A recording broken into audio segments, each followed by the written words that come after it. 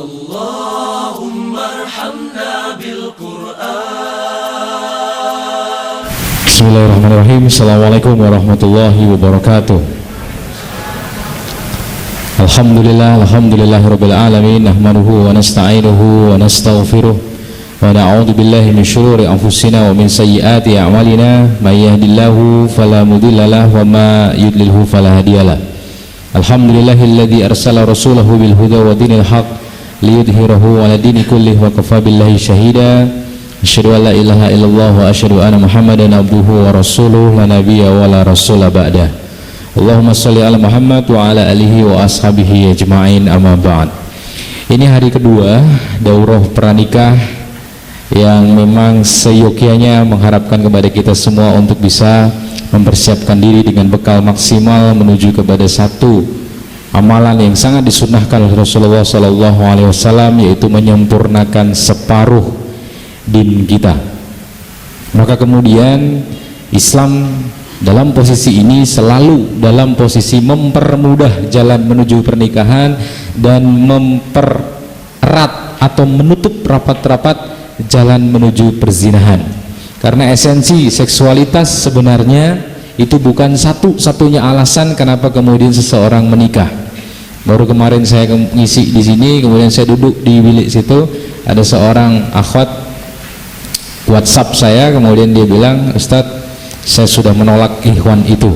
"Duh, kenapa ditolak?" Saya bilang, "Dia adalah seorang dosen Universitas Gadjah Mada, sudah S2, insya Allah sudah mapan." Jawaban dia adalah, "Saya menolak karena ketika saya tanya apa alasan Anda ingin menikah sama saya, jawaban dia karena saya sudah tidak mampu menundukkan pandangan." "Emang saya siapa? Kok kemudian saya dianggap sebagai objek seksualitas?" kata dia. Padahal sebenarnya kalau seorang ikhwan menjawab alasan seperti itu, sah-sah saja bagi dia untuk mengatakan hal itu. Karena memang salah satu tujuan pernikahan itu adalah menundukkan pandangan, agar ketika kita melihat ada seseorang wanita yang menarik di jalan raya, kita melihatnya, maka kata Nabi, segeralah pulang, karena apa yang dimiliki wanita itu juga dimiliki oleh istri kamu. Mungkin cc-nya berbeda ya, mungkin pabrikannya berbeda, tapi yang jelas apa yang dia miliki sama. Maka oleh karena itu hari ini kita akan lanjutkan sesi sampai nanti 10:30 insya Allah, atau mungkin sampai jam 10 tergantung moderator. Kita bicara tentang sudah siapkah kita untuk menuju bahtera rumah tangga. Satu yang perlu kita siapkan, siap mental. Prepare your own mentality, ya, siapkan mental Anda. Satu, siap ditolak dan siap diterima. Tugas untuk melamar itu pria, tugas dilamar itu perempuan. Cuma pria ketika melamar dia harus siapkan hatinya, siap ditolak sebagaimana dia juga siap untuk diterima. Tapi kalau Anda seorang pejuang cinta, penolakan pertama itu tantangan bagi kita. Penolakan kedua tantangan lagi. Tapi kalau sudah penolakan ke-100, kita yang nggak punya malu, ya kan? Makanya siap ditolak, siap diterima. Jawaban apa saja yang diberikan oleh sang gadis kepada kita, kadang-kadang itu emosional. Maka ketika kamu, Mas, abang-abang di sini pada mau ngelamar, langsung kok jawabannya cepat banget. "Ukti, ana pengen melamar antum jadi istri ana." Jawabannya, "Maaf, saya tidak mau menerima lamaran Anda." Jangan kamu langsung, "Oke, kalau begitu saya akan mundur, terima kasih, wassalamualaikum." Ya kan? Bukan gitu. Tapi coba Ukti pertimbangkan lagi, jangan buru-buru menjawab. Mungkin antum emosional, ya, mungkin sedang galau, mungkin sedang banyak pikiran, mungkin sedang banyak persoalan, sehingga kemudian jawabannya langsung spontan. Maka kadang-kadang sering saya temukan perempuan itu menyesali jawabannya. "Ya Ustadz, kenapa kemarin saya tolak dia gitu kan, sekarang dia malah sama orang lain, ya saya gigit jari deh gitu." Kan nggak mungkin bagi seorang perempuan melakukan peninjauan kembali. Emang pengadilan, ya kan? "Tolong Ahi ditinjau kembali jawaban saya kemarin, ya. Maaf kemarin saya sedang banyak pikiran emosional, tapi sekarang saya akan jawab bahwa saya mau sama antum." Wah, itu kan memalukan sekali. Maka dari itu kalau seandainya dipinang, jangan langsung menjawab. Tolong kasih saya waktu 1 minggu untuk berpikir. Kenapa? Setan itu akan memberikan was-was ke dalam diri kita. ya, perasaan gelisah, iya tidak, tidak iya. Makanya saya sering bilang, kalau pas kamu dilamar sama seseorang, jangan langsung straight to give your answer. Pertama endapkan dulu, lalu cari tahu tentang informasi itu, ikhwan ya. Jangan keburu-buru. Sering akhwat telepon saya, Ustadz kenal sama ikhwan ini, kenal. Menurut Ustadz dia bagaimana? Terus saya tanya dulu, proses anti sama dia sudah sejauh apa? Oh, kami sudah menentukan tanggal pernikahan. Ya, kenapa harus nanya ke saya? Orang sudah ditentukan tanggal pernikahannya. Beda kalau seandainya baru sekedar dilamar. Assalamualaikum, saya sudah menunggu Pak Antum dan saya sudah lamar Anda sebagai istri saya. Pas saat itu minta waktu 1-2 minggu, kalian hunting info tentang dia. Bisa lewat Google, ya kan? Ya, Google ketik namanya. Oh, yang keluar data-data teroris ya gitu. Atau mungkin bisa ke PPATK ya, atau ke KPK, dia bersangkut dengan urusan korupsi atau tidak. Kalau itu berlebihan, tanya ke teman-teman di sekitarnya ya.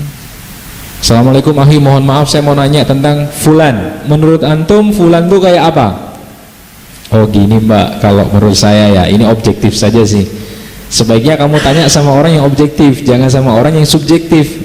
Karena yang kamu tanya itu juga suka sama kamu, akhirnya dia kasih data-data yang tidak valid gitu. Wah, kalau saya mah jadi Mbak, jangan diambil itu ya, karena orang itu brengsek misalnya gitu kan. Padahal dia pengen maju gitu. Nah, cari yang aman. Satu, misalnya seorang sudah punya istri ya. Menurut Bapak bagaimana anak itu? Oh, anak itu kelebihannya satu, dia itu orangnya rajin, ringan tangan, suka membantu teman. Terus ada nggak Pak kelemahannya? Kelemahannya dia itu kalau habis subuh mesti tidur lagi, karena malam hari dia banyak kerjaan sehingga habis subuh dipikirnya itu masih boleh tidur lagi. Ada kelemahan lain Pak, dia itu pelit ya. Kalau punya duit mesti ditabung ya kan, mending dia lapar ya, tapi menabung daripada dia makan tapi nggak ada yang ditabung gitu. Oh gitu. Jadi kamu langsung kebayang, oh punya laki-laki pelit. Laki-laki pelit itu nggak kerasa Mbak, dia kerasa ketika dapat hidayah dari Allah. Misalnya suami pelit ya, kalau diajak ke pasar, ke mall sama istrinya cuma jadi apa, orang tukang nunjuk, yang itu Bi, ya sabar ya Mi. Itu Bi, iya Umi sabar, yuk kita pulang Mi, nanti tunjuk kamu jadi kecil loh gitu kan, nunjuk-nunjuk terus. Tapi kalau udah dikasih hidayah sama Allah, pas taklim kayak gini, set, dia tengok tuh sandal-sandal para akhwat, set, yang paling ujung tuh semua sandal bagus-bagus ya, paling ujung sandal siapa tuh, jelek banget ya kan. Oh ternyata sandal istriku. Oh ternyata sejak menikah 10 tahun yang lalu sampai sekarang aku belum pernah membelikan sandal buat dia ya kan? Kecuali sandal mahar ya, jahit rusak gitu terus ya kan. Maka kadang-kadang suami itu kalau nggak ditegur oleh Allah kayak gitu, dia nggak nyadar ya. Suami mungkin beli baju, setiap kali punya duit beli baju, tapi giliran dia pulang, istrinya bajunya harusnya cuma lubangnya itu di bagian lengan 2, leher 2, bawah 1, ini mana-mana ada lubang ya kan. Biar gampang masuk angin gitu kan. Maka kali itu kita harus siap dua, siap ditolak dan siap diterima. Yang kedua, seorang cowok harus siap menafkahi dan seorang cewek harus siap dinafkahi. Sekali lagi Mas, bahu kita ini gede dibandingkan para ahwat, itu karena kita ini harus bertanggung jawab terhadap mereka. Kalau mereka lapar sebagai istri kita, makanya ditanya Allah itu kita, bukan mereka. Kok istri kamu lapar gimana? Nggak kamu kasih makan? Kalau mereka misalnya pakaiannya jelek, itu yang ditanya kita. Begitu pula kalau akhlak mereka jelek, yang ditanya itu suaminya. Kok istri kamu ember? Ya, ngomong kemana-mana gitu. Kok istri kamu suka gibah? Itu yang ditanya kita. Suaminya kemana aja? Kok istri kamu nggak bisa baca Quran? Suaminya ngapain aja? Makanya kita berat ya. Makanya jangan mikir poligami melulu Mas. Satu aja kita nggak bisa mendidik, apalagi 2. Justru saya ambil 2 Pak, biar yang satu itu bisa mendidik yang satunya gitu. Aduh kamu ini ya kan, selalu ada jawaban ya kan ya. Umi kan kalau sendiri nyucinya banyak 2 ember ya kan. Kalau nanti aku cariin teman, Umi nyuci cuma separuh, yang separuhnya dia gitu. Terus dia datang, emang aku kamu datangin di sini cuma jadi tukang cuci gitu kan. Nah persoalannya kita harus siap menafkahi. Berapapun yang kita berikan untuk istri, kalau dia bersyukur atas pemberian itu, insya Allah itu jalan surga. Dan Allah Subhanahu wa ta'ala sangat merahmati laki-laki yang mampu menyuapi makanan ke dalam mulut istrinya, meskipun cuma 1 suapan. Tapi masa kamu juga tega mas cuma nyuapin 1 kali doang, sudah ya gitu.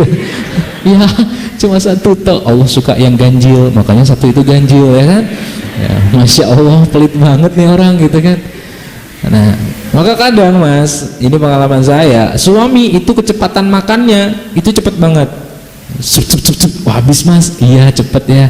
Tapi perempuan tuh makan nggak bisa secepat kita makan, mikir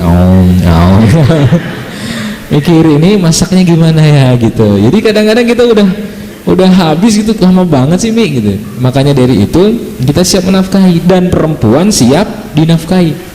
Meskipun Anda sudah punya nafkah sendiri Mbak, itu uang kamu, bukan uang suami, dan kamu masih tetap berhak dapat nafkah dari suami. Suami nggak boleh bilang kamu kan sudah punya duit, ngapain minta dari aku, nggak bisa, ini duit saya kok ya. Jadi kalau duitnya suami itu duit berdua, tapi kalau duit istri itu duit kalian.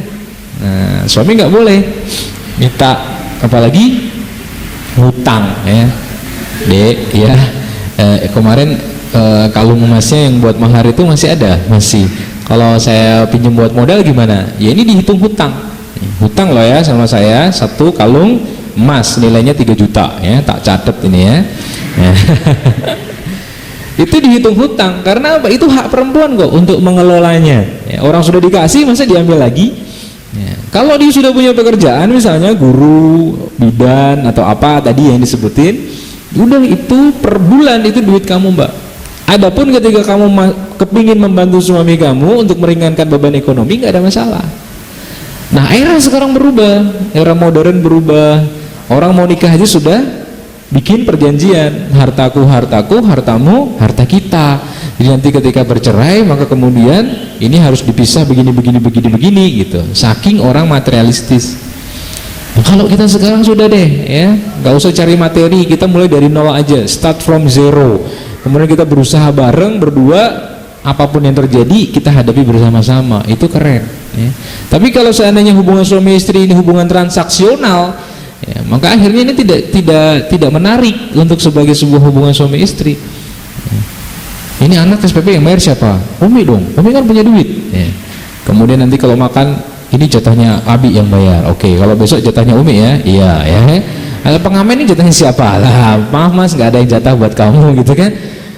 Maka dari itu suami harus siap menafkahi, istri harus siap dinafkahi. Dan ketika beda pendapat nggak ada masalah. Yang masalah itu ketika beda pendapatan. Pendapatan istri lebih gede daripada suami, itu susah banget ngaturnya. Makanya istri harus tahu posisi. Meskipun saya lebih tinggi pendapatannya, tapi saya kalau di rumah sebagai istri, sami'na wa ata'na. Nggak bisa istri meskipun pendapatnya tinggi dia bisa ngatur-ngatur suami. Ya dia mandi, suamiku ambilin anduk. Wah iya ibu, ini anduknya gitu. Sandal ya, sepatu pakein ya, cium dulu kakiku. Iya gitu ya. Emang kamu siapa ya kan? Maka dari itu istri meskipun sudah punya pendapatan sendiri, nafkah sendiri, dia harus paham bahwa posisinya itu di bawah suami. Boleh dimintai pendapatnya, boleh diajak diskusi, cuma pengambilan keputusan terbesar itu di tangan suami. Makanya kalau cari suami nanti jangan yang gampang galau. Gimana nih Bi, anak kita sekolah di TK apa ya, aku juga bingung. Udah didaftarin, kayaknya nggak enak di sini, copot lagi. Daftar ke sana, kayaknya enak yang sana deh, copot lagi gitu kan. Nanti yang kasihan istrinya. Gimana nih Bi, kita harus kontrak rumah sendiri atau tinggal sama ortu? Gimana ya, aku juga bingung ya, tolong nih tisu, aku mau nangis gitu kan. Cowok nangis itu nggak apa-apa, cuma jangan dikit-dikit nangis, karena bagi perempuan kalau lihat laki-lakinya yang dia andalkan kok gampang mewek, nanti dia mau bersandar kepada siapa ya. Orang malah kitanya Abi gitu, aku juga nangis gitu. Padahal nangis bareng. Berikutnya siap memimpin dan siap dipimpin. Makanya mumpung masih jadi mahasiswa seperti ini, kalian harus belajar jadi leader. Leader itu harus berani mengambil keputusan meskipun tidak populer ya. Tapi kalian sudah punya pikiran-pikiran yang atau pertimbangan-pertimbangan yang tertentu ya. Misalnya kayak nanti misalnya lebaran kita mudik mau naik apa, pesawat, kereta, bis atau apa ya. Itu kalau misalnya keputusan pengambilan itu di tangan suami, ya sudah serahkan suami. Susahnya kalau misalnya mohon maaf usia istri itu lebih tua daripada usia suami. Nah kadang-kadang egonya istri ketika dia merasa lebih tua, lebih dewasa, itu lebih mau ngatur daripada mau diatur ya. Meskipun nggak apa-apa, Rasulullah sama Ibunda Khadijah selisihnya juga agak banyak ya. Artinya kalau seandainya nanti misalnya di antara teman-teman di sini yang satu akhwatnya cukup senior sementara ikhwannya cukup junior, harus ada kesepakatan di antara mereka berdua ya. Meskipun kamu lahir duluan bukan berarti kemudian kamu lebih dewasa dari saya ya. Kalau Imam Syafi'i mengatakan usia itu hanya angka. Kalau kamu lebih tua berarti kamu telah mendahului aku dalam pahalaku lebih dikit. Tapi kalau aku lebih muda berarti tapi kalau kamu lebih muda berarti kamu lebih sedikit dosanya daripada aku. Makanya orang akan selalu humble ya, merasa rendah hati terus karena nggak masalah mau lebih tua mau lebih muda asalkan kemudian kita komit menjadi suami istri, selesai ya. Kemudian siap menanggung beban ya. Teman saya kemarin ngajukan proposal nikah ke saya, saya lihat pemasukan, pengeluaran gitu ya, ada proposal estimasi biaya ya, pengeluaran istri, kosmetik, bedak, tabir surya, lipstick ya, kemudian penghisap komedo ya, kemudian mohon maaf pembalut, kebutuhan perempuan, bumbu masak dapur, itu total kebutuhannya 2 juta. Oh ya bagus mas, ini realistis ya. Giliran saya buka di pemasukan ngelesin privat 200.000 kata dia ya kan. Pengeluaran 2 juta, pemasukan dia cuma 200.000. Nah saya tanya, nolnya 1 kemana? Ya, nolnya 1 nanti minta sama Allah Ustaz kata dia. Nah makanya siap menanggung beban. Coba dihitung beban perempuan yang kemudian nanti kita nikah itu berapa. Sebab perempuan itu beda sama kita mas. Kita itu mau berangkat taklim ke sini, ada nggak tadi yang bercermin lama gitu?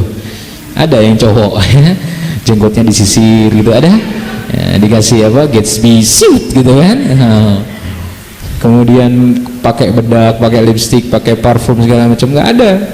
Laki-laki itu mandi dihandukin, kasih mungkin kayak Rexona, kemudian parfum sudah selesai, rambut paling pakai tangan wer gini, tutup peci, berangkat ke sini, selesai. Nggak ada yang kemudian ngomong kok kamu nggak dandan gitu, nggak ada. Coba kalau cewek, ada yang mau kayak laki-laki kayak gitu? Nggak bisa mas. Cewek itu lebih ribet daripada yang kita bayangkan ya. Jadi kalau mau ngajak istri pergi itu kalau bisa sejam sebelumnya sudah dikasih tahu, Umi jam 7 kita berangkat, jam 6 silahkan mandi, karena jam 6 mandi itu nanti prepare-nya itu lama ya.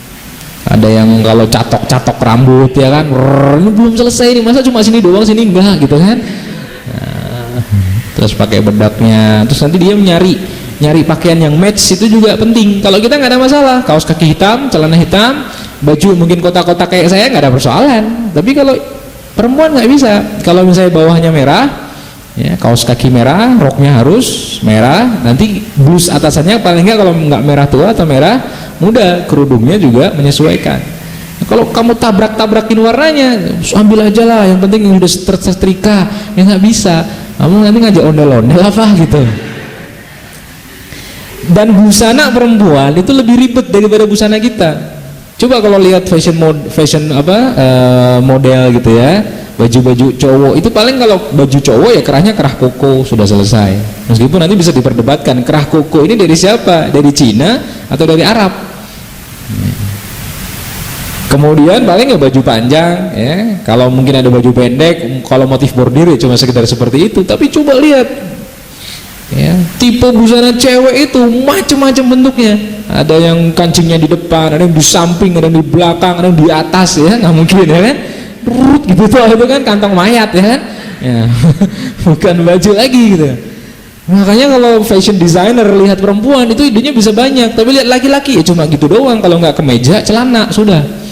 Mau dibikin aneh-aneh, malah nanti bingung ini cowok apa cewek, ya kan?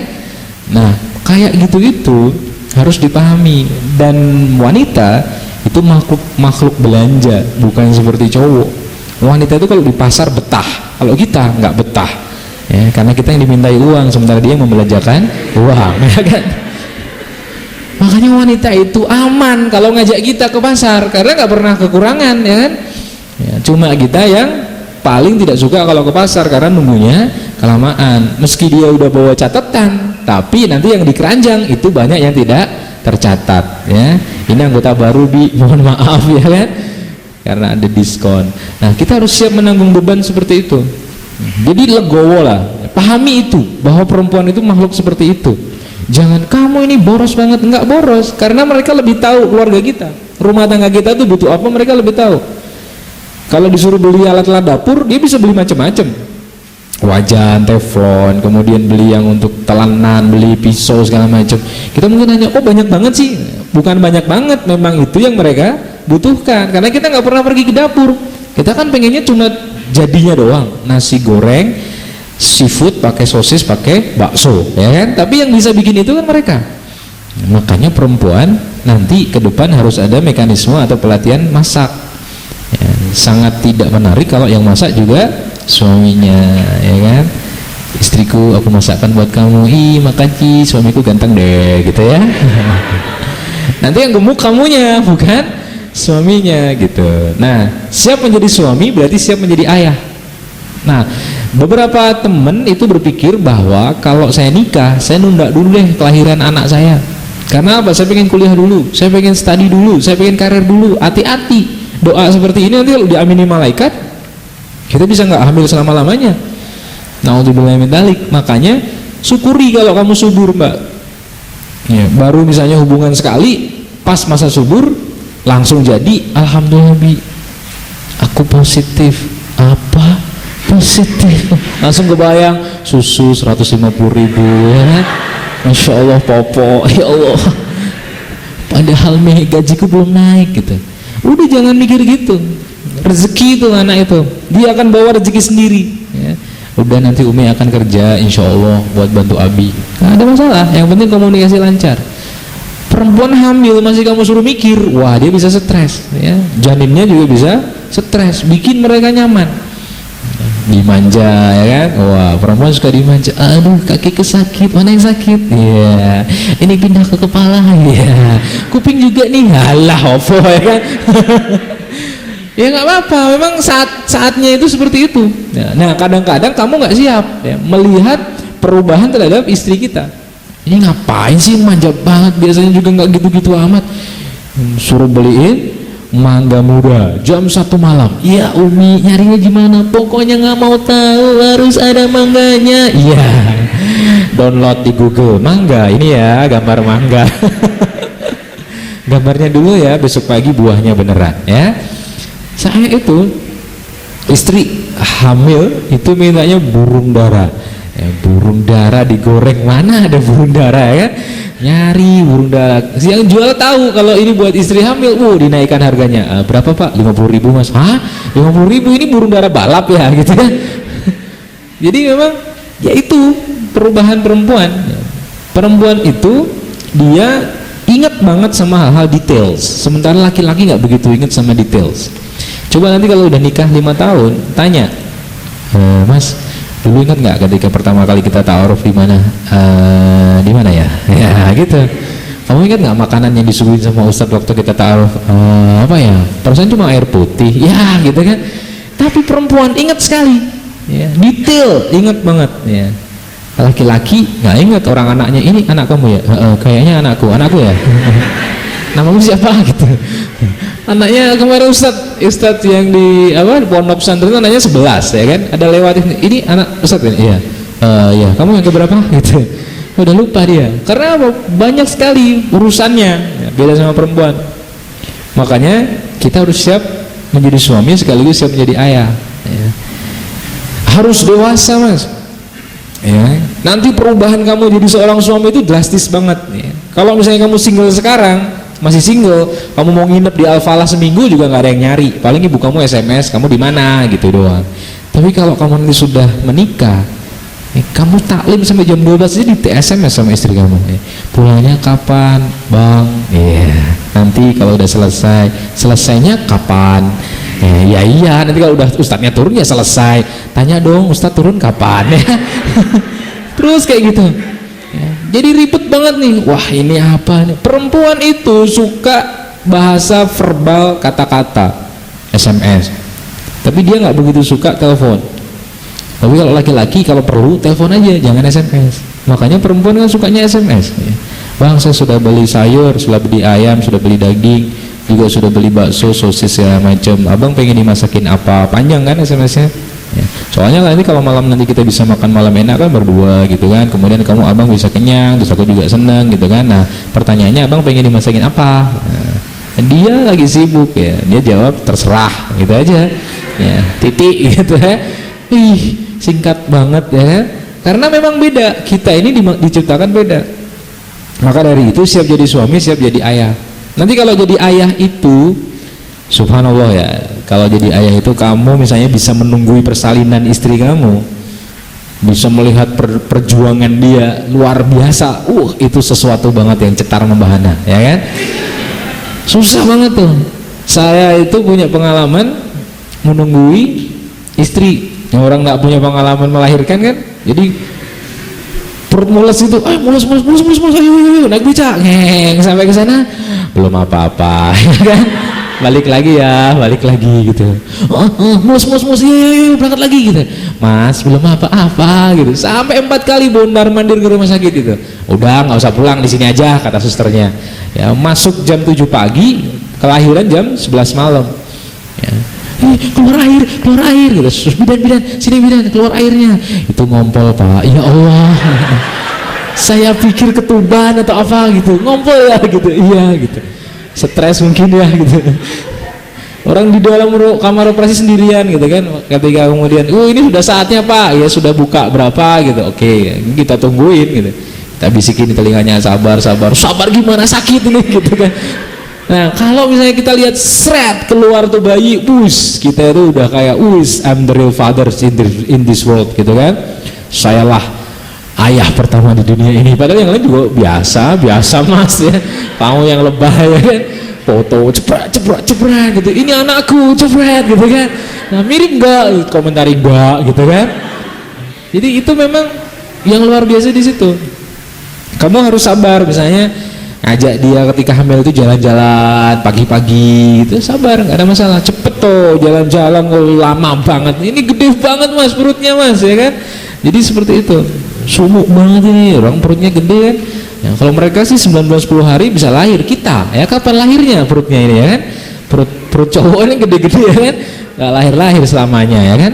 Nah seperti itu, jadi kita harus siap jadi suami sekaligus siap jadi ayah. Kalau anak nangis,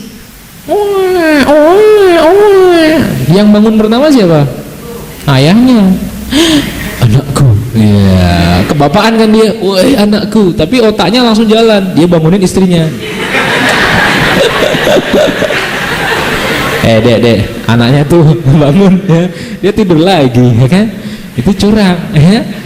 Yang bagus itu ya gantian ya, nanti malam gitu kan Abi ya, harus bisa ganti popok ya. Gimana nih caranya?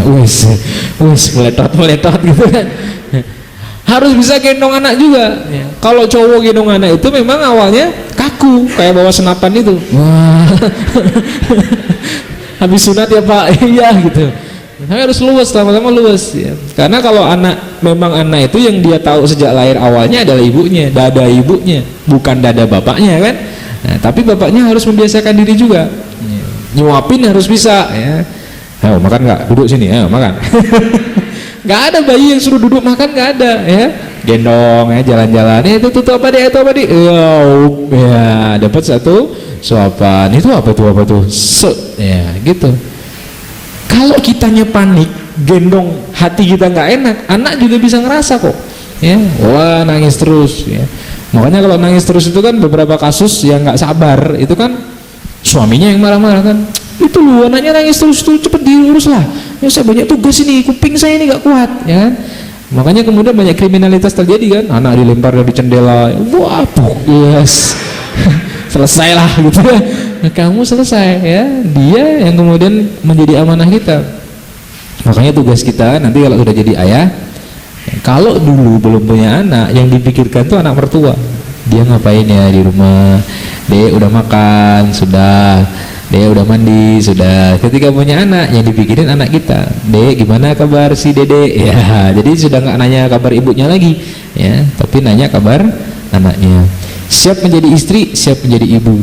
Nah, ini yang paling ditakutkan para remaja putri. Kesannya kalau sudah jadi ibu, itu menjadi ibu-ibu ya, badannya melar ya, tubuhnya tidak terawat ya, kemudian kemana-mana pakai daster, pakai koyo cabe ya kan, ya baunya remason ya, bukan lagi parfum gitu. Di rumah cuma makan, ngemil, pegang remote TV, nonton sinetron, soimah dan lain sebagainya ya, tidak punya aktivitas. Padahal itu salah semua ya. Kita masih bisa jadi seseorang yang sangat produktif ya, sebagai seorang perempuan. Maka siap jadi istri, siap jadi ibu. Maksudnya nanti kalau kamu sudah jadi istri orang, kamu harus punya orang tua baru. Nah, hubungan dengan orang tua baru bernama mertua itu kadang-kadang tidak harmonis, gara-gara memang kita dibesarkan dengan kebiasaan orang tua kita, sementara kita ketemu sama orang tua baru, orang tua suami kita. Bisa kamu bayangkan mas, kamu ajak dia nikah, kamu bawa ke rumah kamu tinggal kerja, dia hidup bersama orang tua kamu. Setiap hari di rumah kamu bersosialisasi dengan mereka. Kalau salah ngomong, salah ucap, salah sikap, bisa terjadi konflik. Dan posisi suami harus bisa sebaik mungkin antara membela istri atau membela ibunya. Makanya saya bilang, meskipun cuma sebuah kontrakan, tapi istri adalah ratu dan kita adalah raja yang harus punya istana, meskipun itu cuma kontrakan 3x3. Tapi ini istana saya, Bu.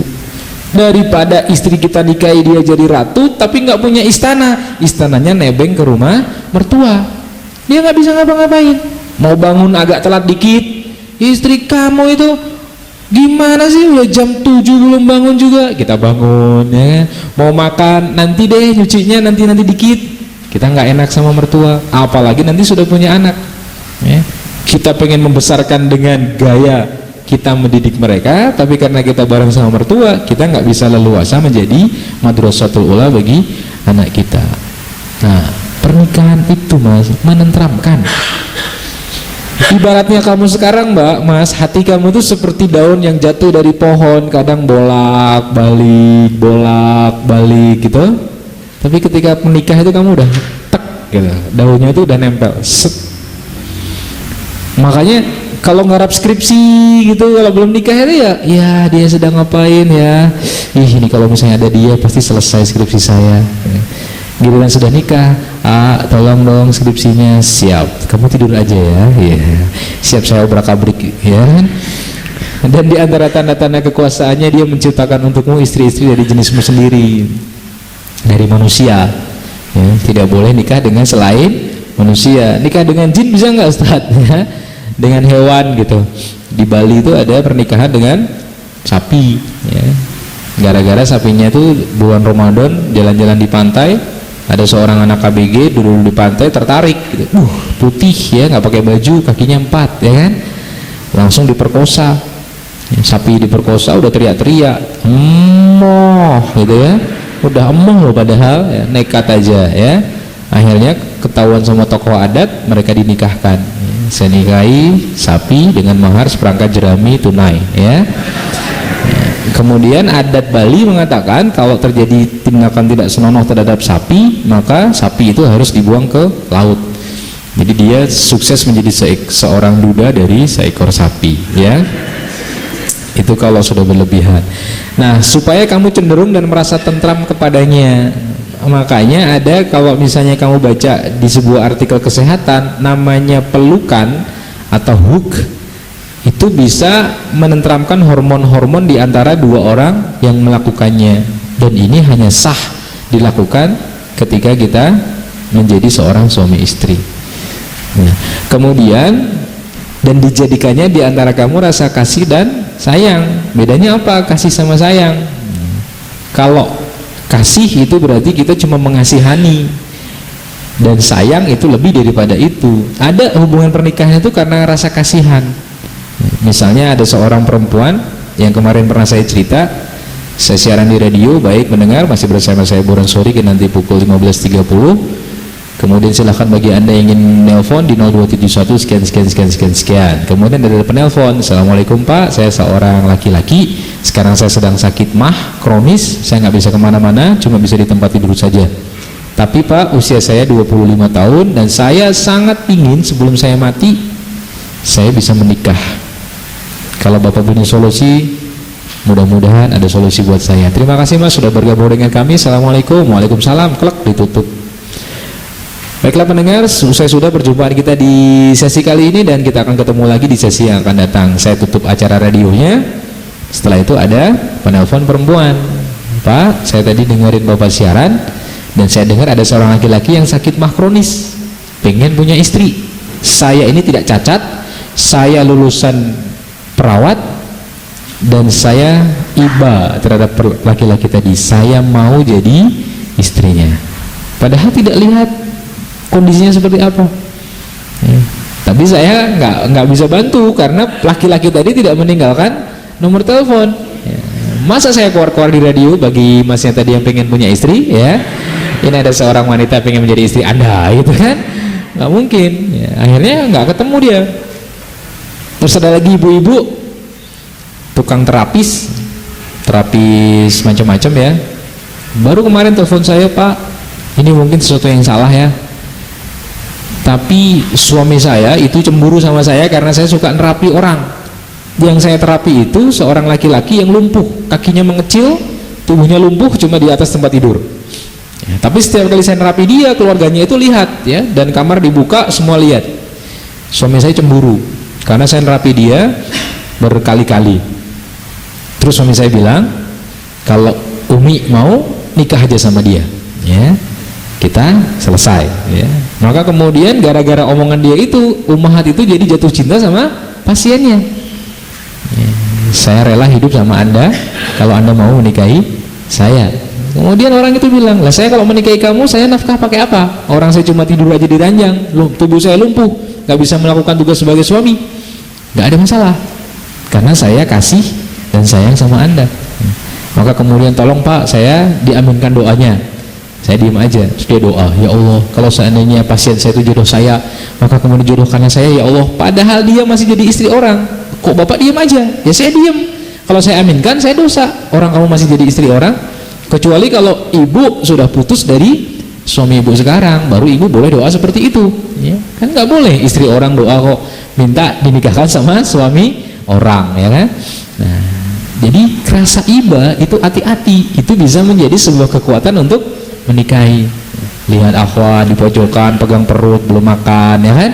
Ih kasihan banget, aku jadi kasihan sama dia gitu. Akhwat kehujanan, bawa motor nggak bawa mantel, ya, ban depan bocor, ban belakang bocor gitu ya. Subhanallah, subhanallah, subhanallah, subhanallah ya.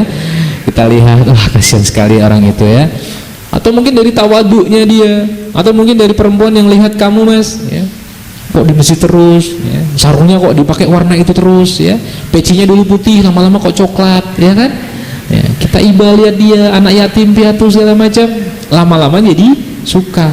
Makanya iba itu nggak bisa disepelekan, lama-lama bisa muncul sayang. Sesungguhnya pada yang demikian itu benar-benar terdapat tanda-tanda bagi kaum yang berpikir. Menikah itu perintah. Ya, dan nikahilah wanita-wanita yang kalian senangi, 2, 3, atau 4 ya. Ada yang salah memahami, nanti mungkin bisa ditanyakan ke Ustadz Dr. Mustafa Umar tafsirnya seperti apa. Ada yang memahaminya salah itu 2 tambah 3 tambah 4 jadi 9 ya, kayak subur ya. Ada yang ini 9 ini yang dibolehkan untuk nikah itu wanita itu 9 kata dia. Oh enggak, ini 4 aja. Kalau kamu tidak bisa berbuat adil, maka cukup 1.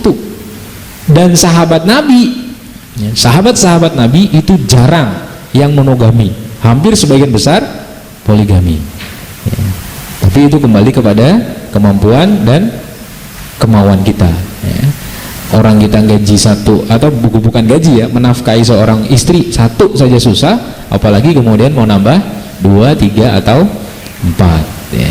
Kemudian menikah itu buat yang mampu. Wahai sekalian pemuda, barang siapa di antara kalian sudah punya kemampuan, maka hendaklah dia menikah, karena hal itu lebih menundukkan pandangan dan lebih menjaga kemaluan, ya. Jadi ya ma'syarus syabab, bagi mereka yang hari ini merasa sebagai syabab, sebagai seorang pemuda, hendaklah kalau kalian sudah punya kemampuan maka dia menikah. Ba'ah di sini kemarin sudah kita bahas, ba'ah itu bagi seorang pemuda kemampuan untuk menyetubuhi atau mempergauli. Sementara perempuan juga sama, kemampuan untuk digauli atau disetubui. Kalau itu sudah ada, maka dia boleh menikah sebenarnya. Cuma karena kita tinggal di Indonesia, Indonesia punya undang-undang, Indonesia ini aneh. Anehnya gimana? Kalau usia 17 tahun pengen menikah nggak boleh, karena usia minimal 18 atau 19 buat cewek. Cuma kalau seandainya pacaran dan dihamili, mohon maaf ya, Pak saya hamil, saya boleh nikah nggak? Boleh, ya. Kalau dihamili dulu boleh dinikahi, tapi kalau belum hamil belum boleh dinikahi. Nah, ini yang akhirnya menyebabkan banyak sekali kehamilan di luar nikah, pemilu, pernikahan hamil dahulu. Biar kita boleh nikah, kita melakukan itu saja. Ada seorang laki-laki SMS saya, Pak, emang kalau hamil nikahnya nggak sah? Enggak. Waduh, gimana Pak? Saya sudah berhubungan sama istri saya berkali-kali. Nah terus yang menghamili istri kamu siapa? Saya. Ya, dia khawatir nikahnya nggak sah, tapi dia menikah istrinya itu dengan menzinai dulu, gitu. Maka pernikahan itu sesuatu yang suci. Kenapa harus dengan zina duluan? Zina itu dosa yang sangat besar. Ya. Maka saya katakan tadi, Islam itu buka pintu lebar-lebar pernikahan dan tutup pintu rapat-rapat perzinahan. Yang sudah punya istri, daripada Anda selingkuh, ya, dibalik istri Anda pakai HP segala macam, ya, kekasih Anda ditulis pakai nama laki-laki Santoso, padahal namanya Santi misalnya gitu ya. Santoso kok suka bangunin Abi tengah malam, kenapa? Oh itu kan sahabatku yang baik, ya kan, bangun dong ahi, gitu-gitu. Daripada gitu mending udah ngomong sama istrinya, istriku mohon maaf ya, aku tidak bisa menahan rasa sukaku sama perempuan itu, aku pengen menikah lagi, selesai, dan itu halal. Masalah istrinya nangis duluan, nenek-nenek, itu memang resikonya. Tapi daripada ke Anda berzina, itu malah Andanya jatuh ke lembah perzinahan, istri Anda juga dapat cemarnya, sementara kemudian kehidupan rumah tangga kita nggak barokah. Maka dari itu, bagi yang laki-laki yang sudah mampu melakukan itu, tolong segera mencari nafkah buat menafkahi istrinya. Maka jadi anak muda itu masih boleh belajar mencari nafkah, ya. Jualan bubur nggak apa-apa, ya. Jualan apa yang bisa dijual, jual online juga bisa. Yang penting kita ada nafkah. Dan barang siapa yang belum mampu, maka hendaknya dia puasa, karena puasa itu wija itu benteng. Kalau misalnya kita kondisi puasa, lihat perempuan, nggak sebagaimana ketika kita tidak berpuasa. Kalau kondisi perut kenyang, ya, tubuh sehat, lihat perempuan lewat, nafsu itu mudah dipantik. Gitu dia langsung kebakar. Tapi kalau perut ini lapar, lihat perempuan, lapar lapar mas, nggak tertarik, lapar banget nih gitu ya, saya lebih tertarik sama makanan daripada sama perempuan. Karena apa? Lapar, nafsunya tidak menyala, biasa. Maka kalaupun kemudian kita berpuasa, lihat perempuan, kita langsung bisa nunduk. Kenapa? Kita takut puasa kita batal. Lah buat apa sahur, makan sampai nanti nunggu buka kok dirusak cuma dengan melihat perempuan? Mending tutup, astagfirullah gitu. Tapi kalau nggak puasa, astagfirullahaladzim, astagfirullah astagfirullah gitu kan, astagfirullah, itu malah dimatki gitu kan. Nah, Islam itu melarang hambanya membujang. Jadi kalau ada di antara Anda yang punya tekad saya tidak akan menikah selama-lamanya, itu nggak boleh, ya. Cuma gara-gara dipatahkan oleh seorang perempuan, kemudian saya bilang saya mending tidak nikah daripada tidak dapat dia. Banyak ada yang seperti itu, ya. Seorang akhwat suka sama seorang ustadz yang sudah menikah, Syahwatnya dilamar Ikhwan. Ahi, kalau antum mau melamar saya minta izin dulu sama ustadznya. Wah, minta izin. Emang dia apanya Anda? Bukan apa-apanya saya, tapi saya suka sama dia. Ya, minta izin sama dia. Kalau dia izinin, aku mau nikah sama saya akan nikah sama kamu. Tapi kalau dia nggak izinin, saya nggak mau. Ya, sampai seperti itu. Maka oleh karenanya, jangan kemudian cinmat. Cinmat itu cinta mati. Karena itu dilarang. Itu namanya syirkul mahabbah. Ya, kalau nggak sama kamu, mending saya mati. Itu kata-kata yang syirkul mahabbah, nggak boleh terjadi di mulut kita. Ya. Cinta bisa datang, bisa pergi, itu harus kita yakini. Ya. Kalau seandainya memang bukan jodoh, udah Ctrl A, delete, klik, ya kan, masuk recycle bin. Ya, kemudian kita buka new worksheet, ya, buka lembar kerja baru. Ya, siapkan untuk hati yang baru, siapkan untuk orang yang baru. Jangan terlalu mencintai wanita, jangan terlalu mencintai pria, karena yang kita cintai pasti meninggalkan kita. Ya, cuma cintai kebaikannya, karena dengan kebaikannya itu akan menjadi manfaat bagi kita untuk merasa lebih baik lagi. Ya, kita bukan mencintai zatnya, ya, karena kalau kita mencintai zatnya terlalu berlebihan, nanti zatnya itu kufur, kita ikutkan kufur. Meskipun cinta kita belum bisa seperti Zulaiha kepada Yusuf, yang ketika kemudian dia bangkrut, dia menjadi buta. Bertahun-tahun tidak ketemu Nabi Yusuf jadi seorang raja. Nah, Zulaiha itu cuma duduk di pinggir jalan. Kemudian Yusuf lewat. Ini baunya Yusuf ini. Saking cintanya, bau tubuhnya Yusuf aja dia bisa kenal. Padahal matanya buta. Akhirnya kemudian dinikahi sama Nabi Yusuf. Dulu ketika Zulaiha menginginkan Yusuf begitu menggebu-gebu sampai dipaksa masuk kamar kemudian ingin berzina. Tapi ketika sudah jadi istrinya, Zulaiha berkali-kali sholat, ya. Nabi Yusuf menunggu, ayo cepet sholatnya, ya salam, sudah ya, enggak sholat lagi kok, Allahu Akbar, ditunggu lagi, wah lama sekali, ya. Itu bedanya. Cinta yang halal itu tidak akan melenakan kita, tapi justru akan mendewasakan kita. Tapi kalau cinta terlarang, illegal loving, ya, cinta terlarang, itu hanya akan membuat dendam saja. Maka dari itu jangan sampai membujang. Membujang itu nggak baik. Rasulullah SAW menolak keinginan Utsman bin Maz'un untuk membujang. Sekiranya beliau memperbolehkan, tentu saja kami telah mengebiri diri kami sendiri. Ya. Sayyid bin Musayyab mengatakan, saya ini umur 70 tahun, tapi satu makhluk yang paling saya takuti adalah wanita. Maka setiap hari dia doa sama Allah, ya Allah, buatkanlah saya ketika mata saya melihat wanita sebagaimana mata saya melihat tembok. Ya. Maksudnya apa? Biar tidak tertarik, karena fitnah wanita itu memang sangat besar. Istri itu karunia setengah agama. Anas radhiyallahu anhu menuturkan bahwa Rasulullah bersabda, barang siapa yang Allah telah memberi rizki kepadanya berupa istri solihah, berarti Allah telah menolongnya dalam separuh agamanya. Maka bertakwalah kepada Allah untuk separuh sisanya. Istri solihah itu gift, ya, the best gift. Kamu tinggal, kamu nggak merasa deg-degan, ya. Kamu bersamanya, kamu merasa aman, ya. Karena dia akan selalu mengingatkan kita. Makan pakai tangan kiri, Abi, tangan kanan ya. Oh ya, maaf lupa, ya kan? Doa dulu, ya. Bahkan sampai mohon maaf ingin berhubungan jima saja, berhubungan suami istri yang solehah pasti ngingetin, ya. Sudah doa? Oh iya lupa, ya. Nah, doa dulu, mari kita doa dulu, ya. Sudah hafal doanya, Mas? Nah, belum, ya. Nanti aja kalau sudah mau mengamalkan, dihafalkan, ya. Jangan sampai, ayo Mi, udah hafal doanya? Belum, hafalin dulu ya, maaf ya.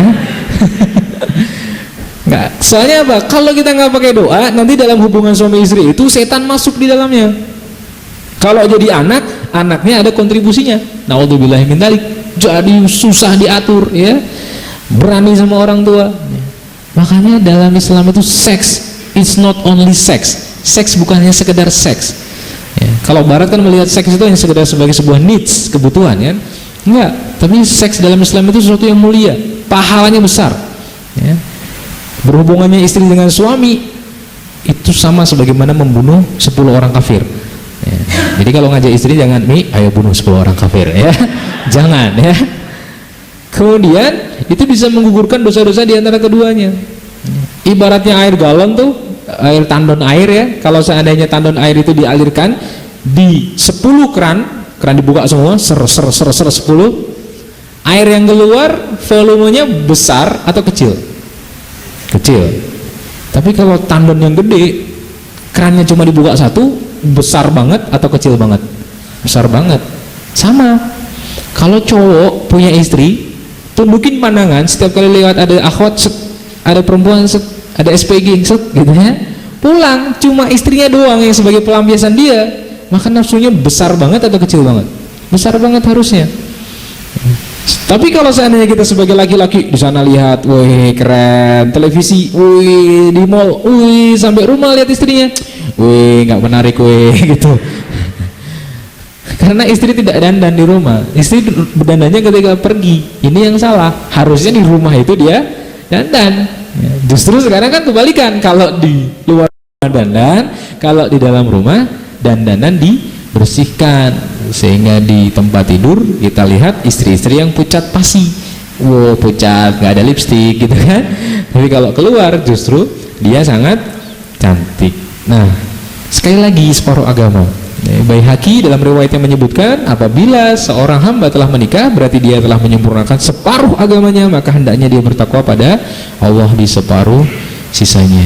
Saat nikah menjadi wajib kapan? Perempuan-perempuan di sini menjadi wajib dan laki-laki di sini menjadi wajib menikah bagi seseorang yang khawatir jika dirinya akan jatuh dalam perbuatan zina bila tidak menikah. Zina yang paling ringan, zina yang sesungguhnya itu adalah bertemunya dua alat kelamin yang berbeda secara fikih. Cuma onani, masturbasi itu juga termasuk zina dengan tangan. Maka kalau seandainya ada seorang perempuan sudah tidak bisa menahan hasratnya lagi, mohon maaf, terutama mungkin bagi perempuan yang ketika kecil tidak disunat, hasrat libidonya itu lebih besar daripada seorang perempuan yang sudah disunat. Ketika lihat laki-laki dia terangsang, atau lihat film blue dia terangsang, atau lihat apapun yang membuat dia terangsang, kemudian dia lampiaskan dengan masturbasi atau onani bagi laki-laki, maka kemudian dia sudah wajib untuk menikah. Apalagi di perantauan. Di perantauan itu kita nggak punya saudara, nggak punya temen, ya. Yang ada cuma kita. Misalnya kemudian kalian dapat job di Brasil misalnya, wing Brasil gitu, nggak ada seorang Indonesia sedikit di sana, ketemunya sama cewek-cewek Brasil yang pakainya seperti itu, kemudian pikir pendek, ya, melakukan berzinahan. Kalau seandainya kita berpikir kalau saya nggak nikah nih, saya bisa berzina di sini lama-lama, ya. Karena zina, sekali lagi saya katakan, itu bukan tindakan yang sekonyong-konyong atau tiba-tiba. Aku zina, gitu kan? Nggak ada. Pasti zina itu ada rentetan awalnya, set pelan-pelan. Jadi mungkin kita duduk, ada cewek datang, Mas boleh duduk di sini? Boleh. Kemudian kita cium bau parfumnya. Wah, ibu-ibu yang ada di sini mungkin bisa empati kepada para laki-laki, ya. Laki-laki itu kalau misalnya dia ke counter HP, ya, dia ke counter pameran komputer, ya, dia ke tempat-tempat yang banyak wanita cantik, itu dia disuguhi dengan pemandangan-pemandangan seperti itu, parfumnya yang mahal-mahal menusuk hidung, langsung dia membuat kita bergairah. Sementara kalau kita di rumah ketemu sama istri kita, sama sekali tidak punya parfum, ya, pakaiannya pun juga seadanya, sama sekali kita tidak bergairah. Maka oleh karena itu harus dibalancekan, ya, suami harus dididik ketakwaannya agar kemudian selalu ingat kepada istrinya. Kalau seandainya sudah dalam posisi kalau saya tidak menikah saya berzina, maka itu wajib bagi kita untuk menikah. Kapan nikah menjadi mubah? Saat orang yang tidak bersyahwat namun ia memiliki kecukupan harta, sudah mampu secara harta, ya, mubah baginya karena tidak ada sebab-sebab yang mewajibkannya. Ya, kayak usia-usia Anda seperti sekarang itu bolehlah menikah, ya. Kalau nunggu S1, maka saya pesan buat mahasiswa yang masih S1 jangan terlalu lama kuliah. Kebanyakan aktivitas akhirnya skripsi terbengkalai, ya. Udah mikir aja kuliah dulu, selesaikan klek, setelah itu cari pekerjaan sebentar, dapat maisah, udah cari tambatan hati, hidup kita tenang. Semakin kita mengawali rumah tangga, nanti semakin Allah kasih kita anak. Nanti ketika anak kita remaja, usia kita belum terlalu tua untuk menjadi temannya, ya. Tapi kalau kita nikahnya sudah 30-35, kita sudah sangat tua, pakai tongkat, anak kita SMA, Ya, dia curhat sama kita sudah nggak enak ya, nggak bisa nemeni dia. Nikah menjadi makruh ketika orang yang tidak bersyahwat dan ia fakir. Nikah dimakruhkan baginya, nggak punya duit karena ia tidak punya kebutuhan untuk menikah dan ia akan menanggung beban yang berat jika menikah. Namun terkadang pada orang yang lemah syahwat atau tidak memiliki syahwat ini karena usia tua atau karena impoten misalnya, diberlakukan hukum makruh tanpa membedakan ia punya harta atau tidak. Ya. Dulu pernah ada, mohon maaf, seorang laki-laki yang impoten. Setiap kali nikah cerai, nikah cerai, nikah cerai. Terus ada seorang sahabiah tanya, itu kenapa sahabat itu kalau nikah mesti cerai? Kemudian dibisikin dia impoten. Oh, kalau begitu izinkan saya jadi istrinya. Setelah dia jadi istrinya, masya Allah ya, impotennya sembuh, dia punya anak dari laki-laki tadi. Maka jadilah seorang wanita yang bisa dalam tanda kutip membahagiakan suami pada urusan-urusan seperti itu ya.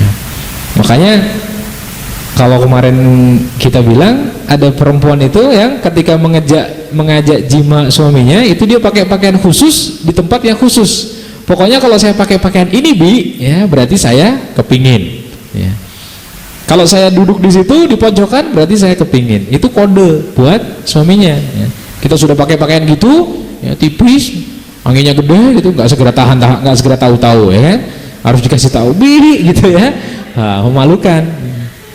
Karena perempuan itu jarang yang mau minta langsung, ya, pasti ada kode-kodenya.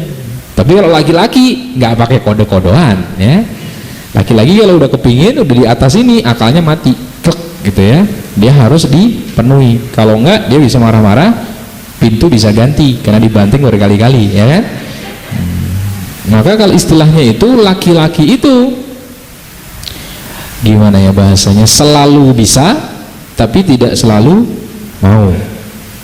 Tapi kalau perempuan selalu mau tapi tidak selalu bisa, karena perempuan itu ada head atau menstruasinya. Nikah justru haram kapan? Bila orang itu benar-benar tidak dapat menunaikan perkara-perkara yang berkaitan dengan kehidupan rumah tangga, karena menikah disyariatkan semata-mata untuk memberikan maslahat. Kalau ada tindakan aniaya seperti ini, maka hilanglah maslahat yang diharapkan. Terlebih lagi jika dia berbuat dosa dan melakukan perkara-perkara yang diharamkan. Haram pula bila seseorang yang sudah memiliki istri kemudian dia ingin menikah lagi namun dikhawatirkan tidak dapat berlaku adil. Haram. Ini andalan ibu-ibu nih ya, dicatat Bu ya. Kalau suaminya minta lagi, kalau nggak bisa adil mending nggak usah karena haram. Lihat ucapan para ulama. Ibnu Abidin Al-Hanafi mengatakan nikah lebih utama daripada menyibukkan diri dengan belajar dan mengajar. Wah, ya kan? Dan lebih utama daripada mengkhususkan diri untuk mengerjakan ibadah-ibadah nafilah dan sunnah. Karena banyak sekali kebaikan di situ. Jabat tangan suami kepada istri itu akan menggugurkan dosa-dosa di antara keduanya, dan itu tidak bisa dilakukan selain suami dan istri. Kamu di rumah jabat-jabat sendiri gitu, gugur-gugur, nggak bisa ya. Ini hanya berlaku untuk suami dan istri. Ya, siapa yang dibolehkan untuk menikah dan jiwanya sangat berkeinginan untuk melangsungkannya sementara ia mampu memberikan mahar dan nafkah kepada wanita yang dinikahi, maka mustahab baginya untuk menikah. Ya, karena dengan menikah lebih menjaga kemaluan dan lebih menyelamatkan agamanya. Sperma itu diproduksi 2 hari atau 3 hari sekali. Ya. Maka oleh karena itu dia harus dikeluarkan. Ya. Kalau untuk orang yang menikah dia bisa mengeluarkannya kepada istrinya, tapi kalau untuk orang yang tidak menikah Allah kasih sesuatu yang anugerah berupa mimpi basah. Tapi mimpi basahnya tidak bisa by request ya. Ya Allah request ya mimpi basah nanti malam, nggak bisa, ini gift dari Allah ya. Sementara perempuan nggak ada. Karena apa? Perempuan ini secara naluri dia tidak sebagaimana laki-laki ketika berhasrat seksual. Laki-laki itu cuma dengar suara aja, teng gitu, dia bisa bayangin toeng toeng toeng toeng toeng. Kalau perempuan, ih apa sih gitu, nggak menarik bagi dia. Nah, lalu bagaimana caranya kita menuju pernikahan ini? Satu, luruskan niatmu saudaraku ya. Nikah itu niatnya dilurusin, jangan untuk kaya, jangan untuk nyari cantiknya, jangan untuk nyari dunia, tapi carilah seseorang itu karena benar-benar kita ingin menyempurnakan agama kita. Barang siapa menikahi wanita karena ingin menundukkan pandangan dan menjaga kesucian kemaluannya atau ingin mendekatkan ikatan keluarga, maka Allah akan berkahi bagi istrinya dan berkahi istrinya baginya, ya. Jadi kan ini bener kan? Kalau nundukin pandangan sebagai alasan menikahi itu nggak apa-apa, Mbak, buat akhwat. Kenapa akhwatnya tadi muring-muring, ya kan? Marah-marah, justru dia yang salah. Kenali calonmu. Caranya gimana? Mengenali calon pasangan hidup ini, mengetahui namanya. Ahi namanya siapa? Hamba Allah. Ya nggak bisa taruh hamba Allah, ya kan? Saya juga hamba Allah, ya kan? Emang saya bukan hamba Allah apa? Ya. Asalnya dari mana? Kenali. Ya, maaf, demi alasan keamanan saya tidak akan menyebutkan kota saya. Ya, kita tuh mau nikah apa mau mainan? Ya. Keturunannya, bapaknya siapa, ibunya siapa, jelas. Ya. Saya tidak tahu bapak dan ibu saya dari mana. Ya. Saya adalah laki-laki yang sejak saat ini mengembara di muka bumi, iya kan? Wah, keturunan Superman, ya. Keluarganya, akhlaknya. Makanya kalau cuma dikenal lewat Facebook, akhlaknya kita nggak tahu.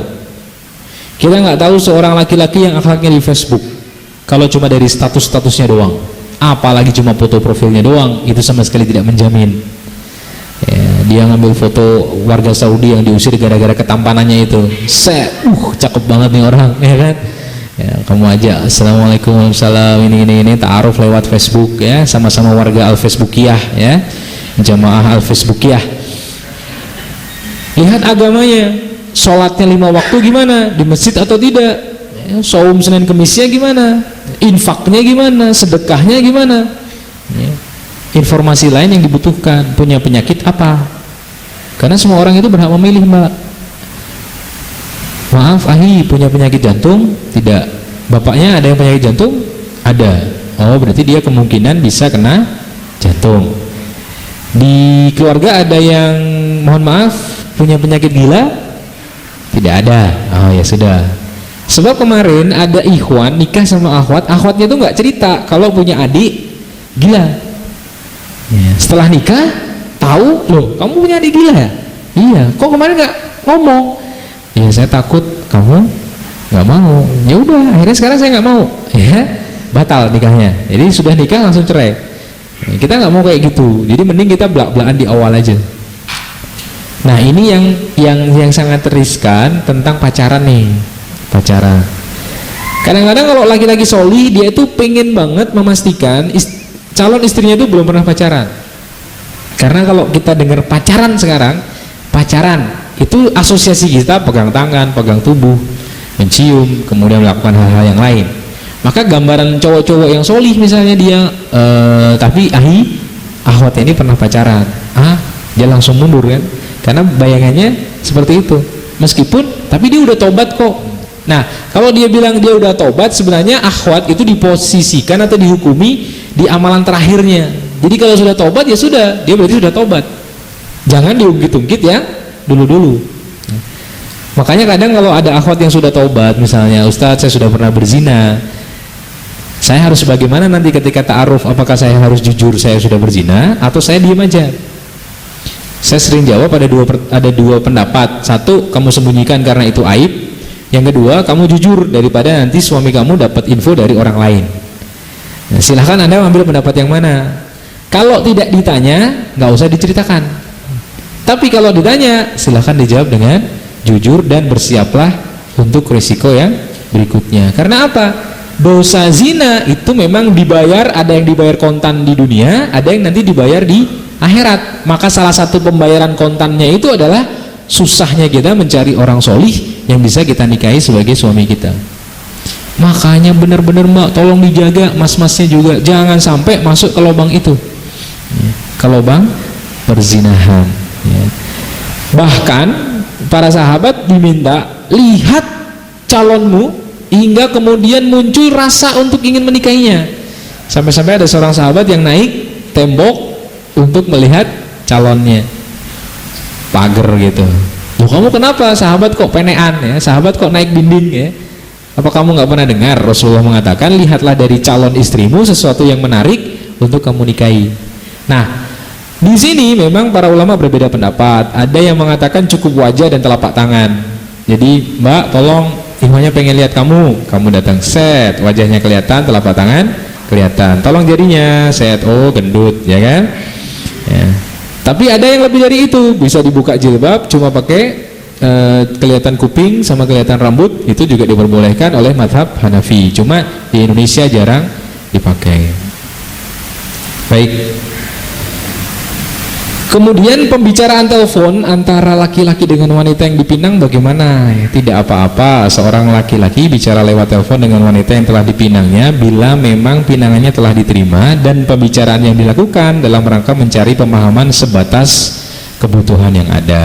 Misalnya, Assalamualaikum Ahi, Waalaikumsalam, saya mau nanya ukuran bajunya apa? Loh, kok tanya ukuran baju? Ya, mau saya jahitkan baju pengantin. Itu nggak apa-apa. Tapi kalau cuma iseng, ukuran bajunya apa? L, sepatu 40 ya, peci gitu. Buat apa sih? Iseng doang gitu. Nah, itu nggak boleh ya. Terus untuk surat nikah, surat izin nikah dan lain sebagainya, apa saja yang diutamakan? Solihahnya, bukan wajahnya. Coba saya tantang nih yang cowok-cowok, berani nggak milih solihahnya, bukan milih wajahnya. Misalnya ada dua akhwat nih, yang satu cakep banget, yang satu cakep biasa ya, yang satu pakai telur, satu enggak, ya kan, yang kayak nasi goreng aja ya. Tapi yang satu biasa, tapi yang satu solihah banget. Kita pilih yang mana? Solihah beneran. Yang namanya solihah ada nggak gitu? Pilih yang subur rahimnya ya, karena Rasulullah itu suka melihat umatnya yang banyak ya, maka oleh karena itu pilih yang subur rahimnya. Pilih yang gadis. Kenapa? Kalau gadis itu bisa kita ajak bercanda, biker ya, kalau janda diajak bercanda nanti dia keinget suaminya. Jangan ketawa seperti ini, saya jadi ingat dia ya gitu ya, gak enak ya. Tapi kalau gadis kan, wah ayo kita lari, wah ayo Mi balapan sama aku gitu, nah, gitu ya. Segeralah lihat, seorang wanita pernah datang kepada Rasulullah untuk menghibahkan dirinya ya. Jadi, wahai Rasulullah, aku datang padamu untuk menghibahkan diriku kepadamu ya. Beliau mengangkat tangan melihat ke arah wanita itu, beliau mengangkat dan menurunkan pandangannya kepada wanita, kemudian beliau menundukkan kepalanya. Beliau tidak tertarik. Jadi lihat ke bawah, beliau nggak tertarik. Ini untuk Rasulullah ya, mungkin ya. Karena kalau untuk kita kan masa ada gitu ya, Mas, aku menghibahkan diriku kepadamu gitu kan, kitanya ngompol ya kan. Lihatlah ketika seorang sahabat ingin menikahi wanita Ansor, lihatlah wanita itu, karena pada mata orang-orang Ansor itu ada sesuatu. Yang beliau maksudkan adalah mata mereka kecil. Atau ada lagi, apakah engkau telah melihat wanita yang kau pinang? Belum, jawab Mughirah. Kemudian Rasulullah mengatakan, lihatlah wanita itu, karena dengan seperti itu akan lebih pantas untuk melanggengkan hubungan di antara kalian berdua.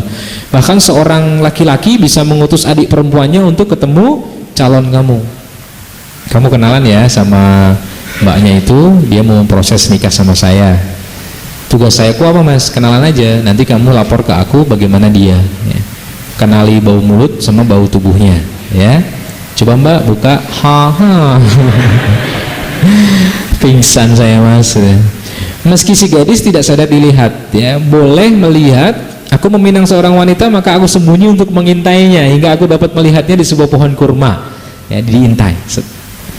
Ada sebuah riwayat Umar bin Khattab menador seorang sahabat kan, kemudian disingkap betisnya. Kalau seandainya bukan karena ini, maka aku akan congkel mata kamu gitu kan. Karena memang kalau untuk urusan nador diperbolehkan. Cuma syaratnya memang nador ini harus ada mahramnya atau harus ada pihak ketiga. Nggak boleh Anda nador sendirian gitu. Dua orang ya, nador-nadoran yuk gitu ya. Di mana? Di depan Al-Falah situ ada ruangan dikit gitu ya. Nggak boleh ya. Kemudian aku tidak menyukai bila si wanita dilihat dalam keadaan ia tidak tahu, karena khawatir pandangan si wanita terarah kepada aurat. Ini bantahan Imam Malik terkait dengan mengintip perempuan yang ingin kita nikahi ya, khawatirnya nanti ketika dia nggak tahu diintip, dia pas buka aurat atau apa gitu. Haramnya berduaan bersepi-sepi tanpa mahram ketika nador. Nggak boleh berdua-duaan. Boleh ngutus orang. Tadi saya bilang batasan yang boleh dilihat seorang wanita, Imam Ibnu Qudamah, sisi kebolehan melihat bagian tubuh si wanita yang biasa nampak adalah ketika Nabi SAW mengizinkan wanita yang hendak dipinang dengan tanpa sepengetahuan. Dengan demikian diketahui bahwa beliau mengizinkan melihat bagian tubuh si wanita yang memang biasa terlihat, karena tidak mungkin yang dibolehkan hanya melihat wajah saja, padahal ketika itu tampak pula bagian tubuh yang lain. Ini nador. Kemudian khitbah.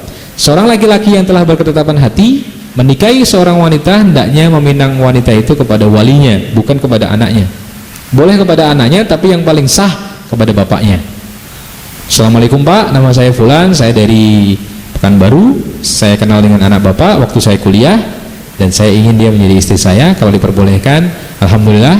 Kalau tidak diperbolehkan, kebangetan Pak. Ya. Kalau sudah dilamar, boleh ketemuan. Hal seperti itu tidak sepantasnya dilakukan, karena perasaan pria bahwa wanita yang duduk bersamanya telah dipinangnya secara umum akan membangkitkan syahwat. Jadi nggak ada istilah dalam Islam itu tunangan, yang ada istilah cuma khitbah atau lamaran. Kalau sudah dilamar, tidak boleh berduaan atas nama apapun. Karena apa? Kalau laki-laki sudah diterima pinangannya, kesannya you will be my own property. Kamu akan menjadi properti saya. Makanya ketika duduk seperti ini, pasti bangkit syahwat. Pesan buat para wali wanita, pilihlah suami yang solih dan bertakwa. Jangan karena hartanya Pak, datang pakai mobil diterima, datang pakai sepeda nggak diterima, ya. Datang pakai jeans diterima, datang pakai celana cingkrang nggak diterima, ya. Jangan seperti itu Pak. Minta pendapat putrinya. Dek, gimana menurut kamu laki-laki tadi? Cocok nggak? Kalau diem, biasanya perempuan itu mau. Tapi kalau nggak mau, nggak mau. Nah, langsung gitu ya. Pokoknya amit-amit jabang baby gitu ya. Tapi kalau mau biasanya, ya terserah ya aja gitu. Gitu. Akad nikah, ijab menyerahkan diri pihak pertama, sedangkan qabul menerima dari pihak kedua. Qabul penerimaan dari pihak suami dengan ucapan misalnya, saya terima nikahnya anak bapak bernama A dengan mahar sebuah kitab Riyadhus Shalihin tunai. Enak kan? Kitab Riyadhus Shalihin berapa harganya? Ya, enak. Jangan dilihat enaknya itunya aja ya, tapi tanggung jawab setelahnya. Maksudnya ketika dia ngasih mahar seperangkat alat sholat, maksudnya apa? Biar Anda mau sholat. Berarti kalau dikasih kitab Riyadhus Shalihin, berarti agar Anda hafal Riyadhus Shalihin. Yang susah kalau Anda maharnya kalkulator ya, berarti Anda disuruh hitung-hitungan terus ya. Khutbah nikah dilangsungkan, akad nikah disunahkan ada khutbahnya. Walimatul urs, menyembelih meskipun cuma seekor kambing buat makan-makan. Setelah akad, bersiwak terlebih dahulu, sikat gigi, bersihkan mulut karena dikhawatirkan tercium aroma tidak sedap. Ya, makanya di sini ahwat hati-hati kalau punya suami perokok. Ya. Artinya kalau antum punya suami perokok itu, bayangan saya susah lah ya, mohon maaf ya buat bapak-bapak atau mas-mas yang ngerokok. Aroma rokok itu susah banget hilang, meskipun kamu sikatan pakai yang merek apa itu, yang merek untuk perokok itu ya, tapi susah. Baru deket aja udah aroma rokok. Pertama mungkin nggak kuat, tapi lama-lama kuat. Kayak misalnya kita masuk WC itu, pertama bau apa nih, tapi lama-lama jongkok di situ ya enak-enak saja ya kan. Ya. Maka siwak dulu, dua-duanya cuci gigi. Demikian pula si istri hendaknya melakukan hal yang sama. Hal ini mendorong kepada kelanggengan hubungan dan kedekatan di antara keduanya. Lalu disenangi baginya untuk menyerahkan mahar bagi istrinya sebagaimana disebutkan dalam mahar di atas. Ya. Terus berlaku lemah lembut, semisal memberikan segelas minuman atau semisalnya. Ya. Ini istriku minum dulu, cie. Dan Rasulullah itu romantis. Misalnya ya, Aisyah itu meminum dari sisi sini, maka Rasulullah juga akan meminum di sisi yang sama. Bekas kamu tadi mana? Sini. Maka diminum sama Rasulullah di bekas yang sama. Bukan bekas kamu tadi mana? Lapnya mana? Ya. Suka. Takut nular gitu ya. Nular ya. Aku mendandani Aisyah untuk dipertemukan dengan suaminya. Setelah selesai aku panggil Rasulullah untuk melihat Aisyah. Beliau pun datang dan duduk di samping Aisyah. Lalu didatangkan kepada beliau segelas susu. Beliau minum darinya, kemudian memberikan kepada Aisyah yang menunduk malu. Jadi diminum dulu baru dikasihkan Aisyah. Ya, ambillah gelas itu dari tangan Rasulullah. Aisyah pun mengambilnya dan meminum sedikit dari susu itu. Ya. Kalau di zaman sahabat memang susu kambing ya biasanya ya. Kalau kita susu kambing nggak kuat kan. Keempat, meletakkan tangan di atas sebagian depan kepala istri, ubun-ubun sini, sembari mendoakan dengan dalil sabda Rasulullah. Ya, jadi di sini posisi laki-laki bisa berdiri, ya, berdiri begini, ya, istrinya suruh duduk di bawahnya, pegang gini, ya. Jangan di gini-gini, ya. Gitu. Atau bisa posisi duduk juga nggak apa-apa, gitu. Pegang ubun-ubunnya gitu, ya duduk, sama-sama duduk gitu. Apabila salah seorang dari kalian menikahi seorang wanita atau membeli seorang budak, maka hendaklah ia pegang ubun-ubun, menyebut nama Allah, mendoakan keberkahan dengan mengatakan, ya Allah, aku minta padamu kebaikan, dan kebaikan apa yang kau ciptakan di atasnya, dan aku berlindung kepadamu kejelekan, dan kejelekan apa yang kau ciptakan di atasnya. Sholat 2 rakaat, ahlul ilmi ada yang memandang setelah dia bertemu dan mendoakan istrinya, disenangi baginya untuk sholat 2 rakaat. Nah, setelah sholat 2 rakaat nanti dibahas di sesi berikutnya mungkin ya, karena ini sesi yang horor ya. Sebenarnya tidak horor sih ya, cuma begini ya. Makanya kemarin kan saya nanya kepada kalian semua ya, kalau kalian siap menikah, ilmu semacam ini nggak akan bikin galau, langsung diamalkan. Tapi kalau nikahnya masih 2014, ilmu-ilmu semacam ini hanya bikin galau. Meskipun ilmunya nggak salah, cuma kitanya aja yang salah. Kalau saya kasih misalnya ada bersetubuh suami istri, nanti pulang itu yang kebayang itunya, bukan ilmu-ilmu yang sebelumnya tadi ya. Memantapkan hati mentalnya, bukan itu, tapi yang kebayang, wah nanti begini. Bahkan kadang-kadang di buku Sutra Ungu itu lebih vulgar lagi kan. Nah, kalau kita pedagang buku, ada anak SMA beli Sutra Ungu, masa kita nggak ngebolehin, anak kecil beli Sutra Ungu buat apa ya? Sutra Ungu itu isinya kayak gitu ya. Janganlah kalian seperti hewan ternak ya, yang langsung menemui pasangannya dan melakukan begitu saja ya. Tapi awalilah dengan cumbuan dan lain sebagainya. Kalau itu kita ketengahkan sekarang dan kalian belum dalam posisi siap untuk menikah, takutnya hanya menciptakan megalaumen baru ya. Galau itu kan pelakunya menjadi megalaumen ya. Itu saja mungkin materi dari saya. Setelahnya kita tanya jawab, saya serahkan kepada moderator. Assalamualaikum warahmatullahi wabarakatuh.